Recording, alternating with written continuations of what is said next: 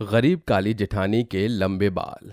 कृतिका कंचन की सबसे बड़ी बहू थी। उसका रंग तो सांवला था, लेकिन वो दिल की बहुत ही ज्यादा साफ थी। अरे माँ, आप क्या कर रही हो? कुछ नहीं बहू, बस जी किया चाय पीने का तो बनाने चली आई। अरे माँ, आपको क्या जरूरत थी चाय बनाने की? आप मुझे बोल देती ना। कोई बात नहीं बहू, हमेशा मेरे सारे काम तू ही करती है। अगर आज मैं कर लूं तो कोई बड़ी बात नहीं होगी। देख, बातों बातों में चाय भी बनकर तैयार हो गई। चल, दोनों सास बहू साथ साथ चाय पियेंगे। दोनों सास बहू आपस में गप्पे मारते हुए चाय की चुस्कियां ले रही थीं। भले ही कृतिका का रंग काला था, लेकिन उसकी सास उसे जरा भी इस बात का एहसास नहीं कराती थी। कृतिका के पास भले ही गोरा रंग नहीं था, लेकिन वो बहुत ही लंबे घने और खूबसूरत बालों की मल्लिका थी। बहू, किसी समय में मेरे बाल भी इतने ही सुंदर और लंबे थे, लेकिन वक्त ने सब कुछ बदल दिया। अब तो टेंशन ही इतनी है कि सर पर बालों से ज्यादा टेंशन खड़ी हुई है।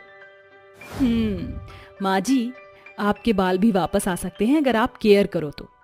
अरे हाँ, बस कर ली केयर। अब इस सब का मन ही नहीं करता है। अब हमारा दौर चला गया है बहू। मेरी परछाई वैसे भी तू है, तो मुझे ये सब करने की जरूरत ही नहीं है। उनके दिन इसी तरह खुशी खुशी बीत रहे थे। इसी तरह से समय बीत गया और कृतिका के तीनों देवरों की भी शादी हो गई। कंचन की तीनों बहुएं गोरी चिट्टी और अमीर परिवार से थीं। आज उन तीनों की ही पहली रसोई की रस्म थी। बहुओं, आज तुम्हारी पहली रसोई है। जल्दी से तुम लोग हलवा और पराठे बनाकर तैयार कर लो। कृतिका बहू, तू अपनी देवरानियों की पहली रसोई में मदद कर। जी माँ जी। कंचन वहां अपनी चारों बहुओं को छोड़कर चली गई। चलो देवरानी जी, अब अपनी पहली रसोई की रस्म शुरू करो। कृतिका उन तीनों से बहुत ही अपनाहियत से बोली, लेकिन वो तीनों कृतिका को नीचा दिखाते हुए बोली, जेठानी जी, खाना बनाना हमें भी आता है, और वो भी हाई क्लास। हमें आप जैसे लुच्चों से सीखने की जरूरत नहीं है। हाँ, जेठानी जी ने सही कहा। आप यहाँ से चली जाइए, वरना कहीं आपका परछावा पड़ने से हमारा खाना जलकर काला कलूटा ना हो जाए। ये तुम लोग कैसी बातें कर रही हो? सही तो कह रहे हैं। वैसे माँ जी ने आपको क्या सोचकर इस घर की बड़ी बहू बना दिया? मुझे तो आपके काले चेहरे और इन लंबे झुंडों के अलावा कुछ भी खासियत नजर नहीं आती। तीनों देवरानियों ने मिलकर कृतिका को बहुत सुनाया। वो बेचारी अपना छोटा सा मुंह लिए किचन से बाहर आ गई। क्या हुआ बहू, अपनी देवरानियों की मदद नहीं की तूने? माँ, वो खुद खाना बना लेंगी, उन्हें मेरी जरूरत नहीं है। सभी खाने के टेबल पर इंतजार कर रहे थे। कुछ ही देर बाद तीनों देवरानियां खाना बनाकर रसोई से बाहर आ गईं और सभी को खाना परोसा। अच्छा बना है, बस हलवे में मीठा थोड़ा ज्यादा लग रहा है। अरे पराठे में तेल जरा सा ज्यादा है, बाकी सब परफेक्ट है। बड़ी बहू तो एकदम हिसाब से सारी चीजें डालती है। चलो कोई नहीं, तुम्हें भी वक्त के साथ साथ अच्छा खाना बनाना आ जाएगा। ससुर जी, भाभी जी तो अपनी गरीबी की वजह से तेल वगैरह सोच सोच कर डालती हैं। हमारा हाथ तो इन चीजों पर खुला हुआ है। हम ये सब डालने में कंजूसी नहीं करते। अपनी बहू का ऐसा जवाब सुनकर उनका ससुर एकदम चुप हो गया।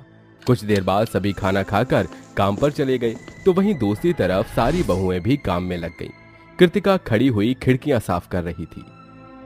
इन खिड़कियों पर तो कितनी धूल हो रही है। इन्हें तो अब कॉलिन से ही साफ करना पड़ेगा।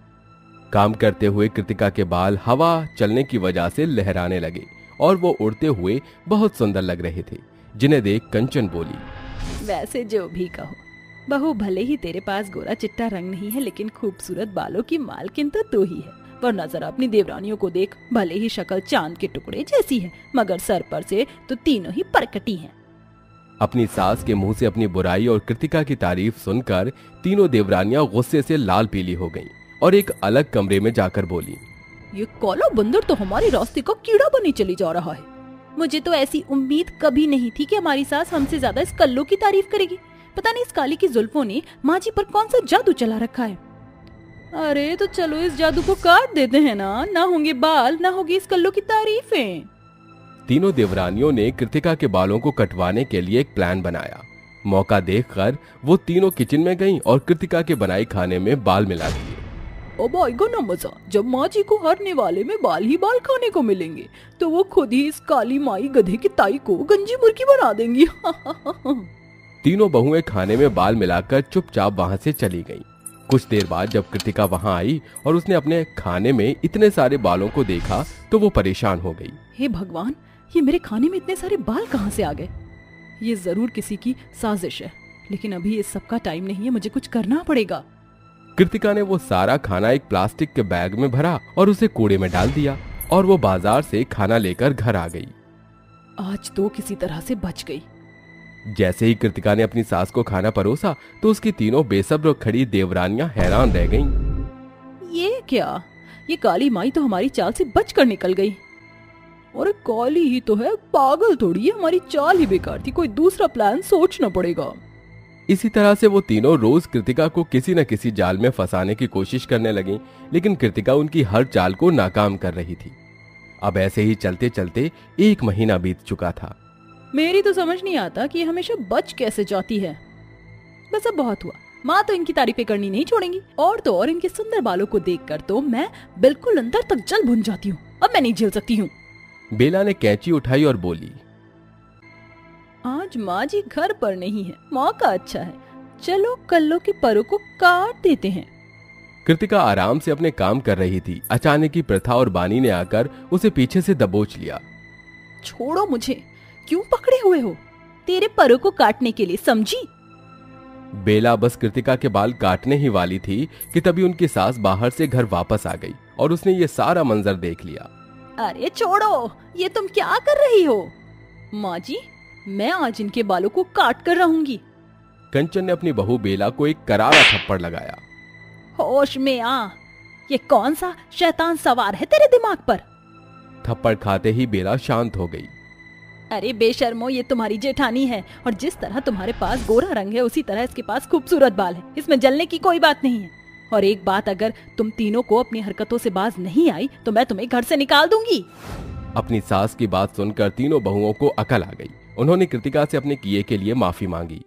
हम बहुत गलत थे जेठानी जी, आप हमें माफ कर दीजिए। अगर इंसान दूसरों की खूबियों से ज्यादा अपनी खूबियों पर ध्यान दे तो कभी जलन जैसी भावना पैदा ही नहीं होगी। अब तुम मुझसे ज्यादा माफी मत मांगो। चारों देवरानी और जेठानी के बीच में अब जलन जैसी कोई बात नहीं थी। अब वो चारों ही मिलजुल कर हंसी खुशी साथ साथ रहती थी। सरोजा अपने दोनों बेटों शरद और ऋतिक की शादी आरती और मोना नाम की 2 काली और गोरी लड़कियों के साथ कर देती है और उनको बहू बनाकर घर ले आती है। आरती बहू, मोना बहू, इस कलश को गिराकर गृह प्रवेश करके अंदर आ जाओ। इसके बाद दोनों बहुएं गृह प्रवेश करके अंदर आ जाती है। तभी गोरी घमंडी बहू मोना जानबूझकर अपना घूंघट उठाकर कहती है, ओह गॉड, कितनी गर्मी लग रही है सासू माँ। अरे वाह सरोजा, मोना बहू तो बिल्कुल चांद का टुकड़ा है, मगर ये क्या, तेरी दूसरी बहू तो बड़ी काली कलूटी है। बेचारे शरद की तो किस्मत फूट गई है।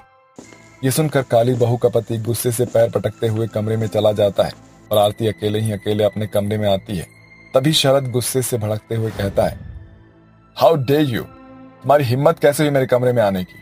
शरद जी, आप मेरे पति हैं और मैं आपकी पत्नी हूँ, इस नाते ये कमरा मेरा भी हुआ ना। नहीं मानता मैं तुम्हें अपनी पत्नी। अरे ये शादी सिर्फ मैंने अपनी माँ के लिए की है। तुम जैसी काली कलूटी लड़की को झेलना सिर्फ मेरी मजबूरी है।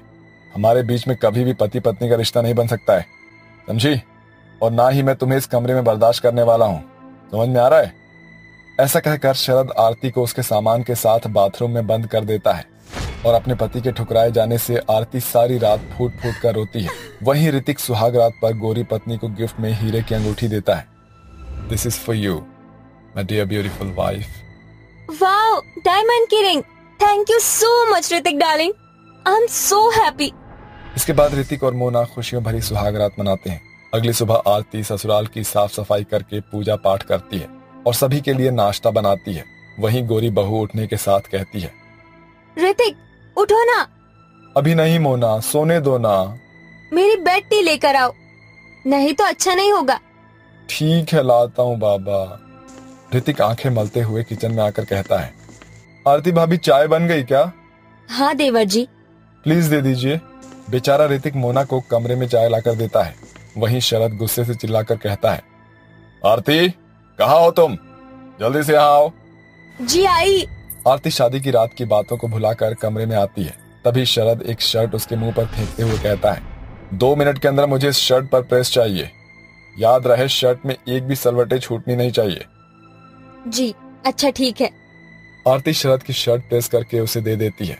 इसके बाद शरद नाश्ता करके ऑफिस निकल जाता है, तो वहीं ऋतिक शादी के अगले दिन भी अपनी गोरी पत्नी के साथ ही रहता है। ऐसे ही वक्त गुजरता जाता है, जिसके साथ गोरी बहू का बर्ताव बहुत ज्यादा बदल जाता है। रात को जब ऋतिक घर लौटता है तो मोना कहती है, Hrithik you know what, iPhone का न्यू वर्जन लॉन्च हुआ है, मुझे वो चाहिए। मगर अभी तो तुम्हारा फोन अच्छा खासा चल रहा है, फिर क्यों फालतू में पैसे खर्च करना। ऋतिक मुझे ये लेक्चर नहीं सुनना, मुझे किश्तों में जिंदगी काटने की आदत नहीं, समझे? और मैं तुम्हारी बीवी हूँ, मेरे सपने पूरे करना तुम्हारा फर्ज है। मुझे आईफोन चाहिए एंड दैट्स द फाइनल। इसी तरह गोरी घमंडी बीवी ऋतिक पर अपनी जिद थोपती जाती है और ऋतिक अपनी सारी सेविंग खर्च करके मोना को नया फोन दिला देता है। वहीं काम करने के दौरान आरती की पायल टूट जाती है और वो हिचकते हुए शरद से कहती है, सुनिए मेरी पायल टूट गई है, प्लीज इसे जुड़वा लाएंगे। मेरे पास तुम काली कलूटी के फालतू कामों के लिए बिल्कुल टाइम नहीं है, और वैसे भी अपने काले पैरों में पायल पहनकर तुम कोई हूर की परी नहीं लगने वाली हो। चलो मेरा रास्ता छोड़ो। ऐसा कहकर शरद आरती को धक्का देकर दफ्तर के लिए निकल जाता है। वो सब कुछ मोना देख लेती है और आरती के पास आकर कहती है, बैठ लग आरती, जेठ जी तुम्हें इतनी बुरी तरह से ट्रीट करते हैं। मुझे देखो, मेरे पति मुझे पलकों पर बिठा कर रखते हैं, मैं जो कहती हूँ वो ला कर देते हैं। एक्चुअली गलती जेठ जी की भी नहीं है, हर पति चाहता है कि उसकी बीवी सबसे सुंदर हो, मगर तुम तो इतनी काली कलूटी हो और तुम्हें कपड़ों का भी कोई सेंस नहीं, इसलिए ये तो होना ही था। मोना अपने गोरेपन का घमंड दिखाकर आरती को काले रंग का ताना मारकर चली जाती है, मगर मोना और आरती के बीच हुई सारी बात सरोज सुन लेती है और कहती है, मेरी आंखों के सामने ये सब कुछ चल रहा था और मैं देख न सकी, मुझे आज ही शरद से बात करनी होगी। शरद के आने के इंतजार में सरोजा जागी रहती है। माँ आप सोई नहीं? शरद बेटा, तू जो कर रहा है ना वो बहुत गलत है। तेरी और आरती की शादी को 6 महीने हो चुके हैं और तू उससे कटा कटा सा रहता है, इसलिए कि वो काली है। काश कि तूने एक बार बहू के मन में झांक कर देखा होता। जा बेटा, अपने रिश्ते को सुधार, वरना तेरी माँ खुद को माफ नहीं कर पाएगी। माँ आप रो मत प्लीज, मैं आरती के साथ अपने रिश्ते की शुरुआत करूंगा। ऐसा कहकर शरद कमरे में आता है, जहां आरती सुंदर सी साड़ी पहन 16 श्रृंगार किए हुए थी। ये देखकर शरद आरती को अपने करीब खींचकर कहता है, चल रिझा मुझे, क्या हुआ, रुक क्यों गई? इसलिए तो तूने माँ को सब कुछ बताया ना? ये आप कैसी बात कर रहे हैं? मैं सच कह रही हूँ, मैंने माँ जी को कुछ भी नहीं बताया, मैं तो बस आपके लिए खुद को बदल रही थी। क्या मैं इतनी बुरी हूँ कि आप मुझे पत्नी का थोड़ा सा प्यार नहीं दे सकते? नहीं दे सकता मैं तुझे पत्नी का दर्जा, सुना तूने? क्योंकि तेरा काला रंग मेरी आंखों को चुभता है, घिन आती है मुझे तुझसे। अब चल मेरे साथ। शरद गुस्से से आरती की कलाई मोड़कर उसे बाथरूम में धक्का देकर दरवाजा बंद कर देता है। तभी अचानक बाथरूम का शावर का हैंडल खराब हो जाता है और सारी रात आरती शावर में भीगती रहती है और ठंड में ठिठुरते हुए बेहोश हो जाती है। वहीं गोरी मोना ऋतिक से अपने पैर दबवाती है। तभी आधी रात ऋतिक नींद से ऊँघने लगता है। मेरे प्यारे पतिदेव, किससे पूछकर तुम सो रहे हो? चलो मेरे पैर दबाओ। मोना तुम्हें शर्म नहीं आती अपने पति से पैर दबवाते हुए? हाँ, अरे मैं दिन भर का थका हारा घर आता हूँ, मुझ पर थोड़ा तो तरस खाया करो। सो व्हाट ऋतिक, मैं तुम्हारी बीवी हूँ, तुम्हें तो खुश होना चाहिए कि तुम्हें अपनी गोरी बीवी के गोरे गोरे पैर पर मसाज करने का मौका मिला है। मोना ऋतिक पर बिल्कुल भी तरस नहीं खाती और अपनी गोरी घमंडी बीवी का ऐसा बर्ताव देखकर ऋतिक अंदर ही अंदर घुटता रहता है। वहीं अगली सुबह जब शरद बाथरूम का दरवाजा खोलता है तो आरती बेहोश पड़ी होती है। हे भगवान, ये मेरे हाथों क्या हो गया? आरती, आरती आंखें खोलो। माँ, आरती, मुझे डॉक्टर को बुलाना होगा। शरद फौरन डॉक्टर को फोन लगाता है और डॉक्टर जांच करके कहता है, देखिए पानी में जरूरत से ज्यादा भीगने के कारण इन्हें तेज बुखार है, मैंने इंजेक्शन दे दिया है, इनका ख्याल रखिए, मैं चलता हूँ। डॉक्टर के वहां जाते ही सरोजा आरती से पूछती है, आरती बहू, तो इस तरह से भीगी कैसे? हुआ क्या था? कुछ नहीं माँ जी, वो मैं बाथरूम में फिसल गई थी, इसलिए शावर का हैंडल टूट गया और मैं भीग गई। आरती, तुम्हें सच छुपाने की कोई जरूरत नहीं है, मैं बताता हूँ माँ, सब कुछ मेरी वजह से हुआ है, मैं इसका जिम्मेदार हूँ। आरती मुझे शुरू से ही पसंद नहीं थी, इसलिए मैंने उसे शादी की रात ही ठुकरा दिया था, मगर ये बेचारी चुपचाप रहकर सब कुछ सुनती रही। मुझे माफ कर दो आरती। मेरे ख्याल से आपको माफी मांगने की कोई जरूरत नहीं है जेठ जी। जेठानी जी है ही इतनी काली कि कोई भी पति यही करता। बस करो मोना, तुम भले ही गोरी और सुंदर हो मगर आरती भाभी के धूल के बराबर भी नहीं हो।